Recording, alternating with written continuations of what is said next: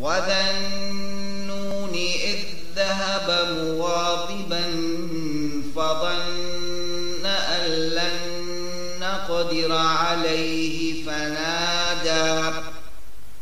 فنادى في الظلمات أن لا إله إلا أنت سبحانك إني كنت من الظالمين. Und gedenke then Nuns, Jonas, da er im Zorn hinwegging und überzeugt war, dass wir ihn nie in Betrübnis bringen würden, und er rief in der dichten Finsternis: Es gibt keinen Gott außer dir, heilig bist du, ich bin fürwahr einer der Frevler gewesen.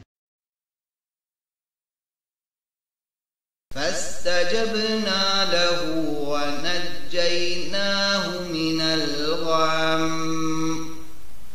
وكذلك ننجي المؤمنين.